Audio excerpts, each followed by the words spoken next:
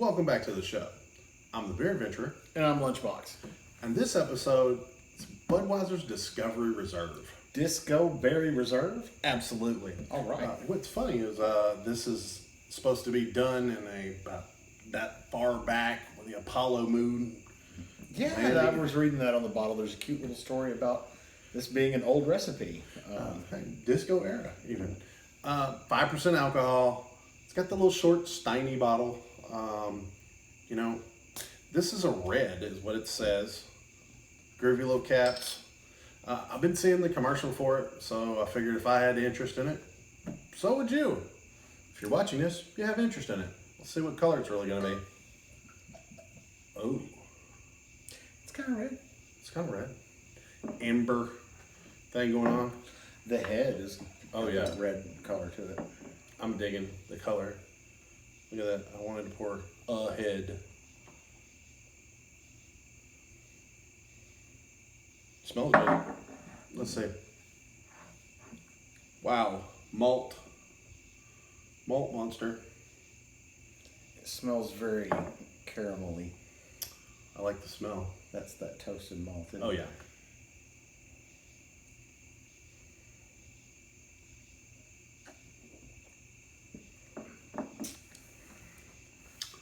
It's not as strong as I thought it would be. It's groovy, though. It is. It's not as strong as some of the other reds I've had.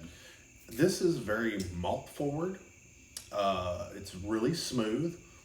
No real discernible hop note. Not really. Kind of a...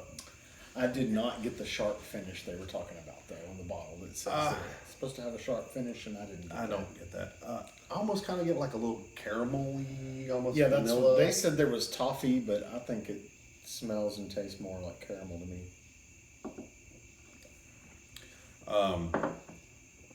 It's ridiculously smooth, though. It's not too syrupy though. No. Some of the smoother ones we've had, maltier ones, they tend to be syrupy, and that one's not. I mean, for the label collectors, the label's cool, the cap's cool. It wasn't very expensive. I know they are a little more expensive than just Budweiser. They're roughly in that craft beer 6-pack price. $7. I think it was 8 because I got it at one of those we're gonna stick you for it convenience stores. I like the smell of it a lot. I guess Budweiser makes their beer drinkable. All For of their beers, everybody. yeah. I think we've talked before about poundability, Yes, and Budweiser almost always has that. yes. This one is not as strong as some of the other reds I've had. I guess I was expecting that punch, but it's not a bad beer. It's not awful tasting or anything. The punch not being there makes me enjoy it a little more because I'm not a big red fan. So I think we're really hitting it on the nose where it comes down to Budweiser makes beers that you can drink a 6-pack. yeah, Not that was good. I had that one. Now I'm gonna have something else. It's give me another and another and another. it's my favorite beer. And overall, I think this has got a pretty cool taste. I've been enjoying this reserve series they've done, where they've done these different ones. Well, they've got Put to that step into that market, Well, I'll put this in that. There's a playlist. That Jim Beam Copper Lager was freaking 2 thumbs up. I drink a bunch of that, to be honest. Okay. I can definitely see.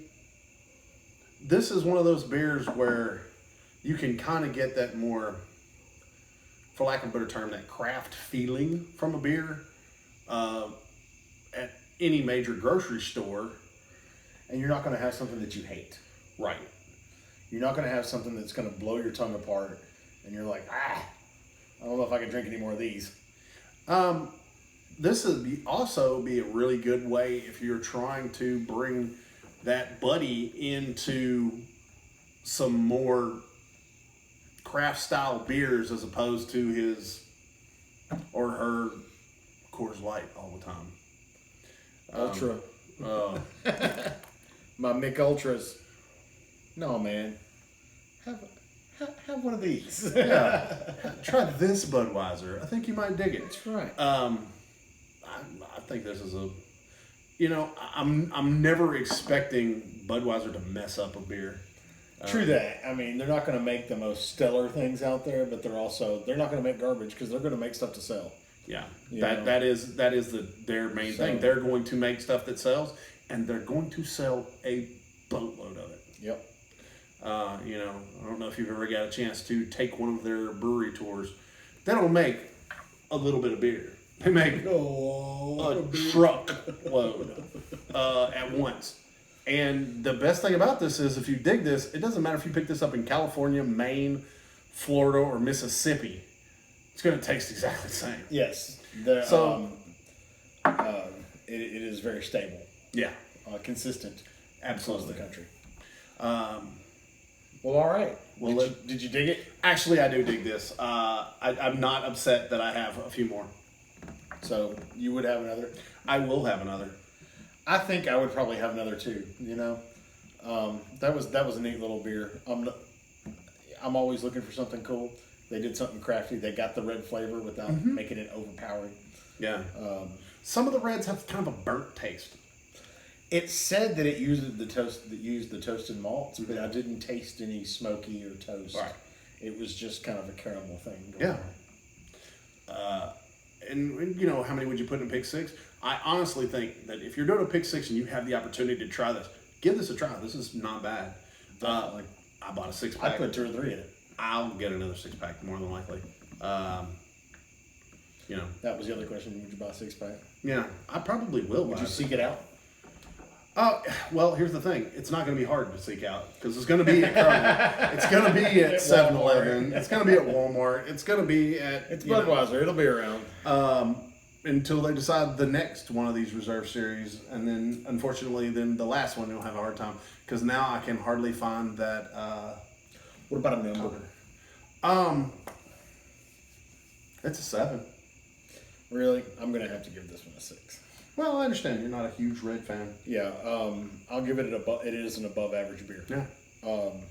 They did a splendid job. Mm-hmm. But then again, it wasn't what I was looking for in a red. Mm-hmm. Even though I do enjoy the more malty flavor. So I think that's what kept it back. Was that I expected more out of it. Yeah. More bite. I can see that. Luckily, I go in with like 0 expectations, just so. Yeah, that's a pretty neat idea, but I don't. I always am expecting something. Yeah, well, my thing is I prejudge. Sorry. I go in just let me try it for blind. I mean, like the vast majority of these reviews, I try, if at all possible, that to be the first time I've tried that beer, even. Right. So you get my initial reaction. Gotcha. Now, some of the beers, like Guinness and stuff like that, plenty of times. been there. But overall, I definitely give that. Let us know if you liked it or if you tried it. Like, comment, subscribe, share it to your friends. Hell, share it to your enemies. To your next beer adventure. Cheers.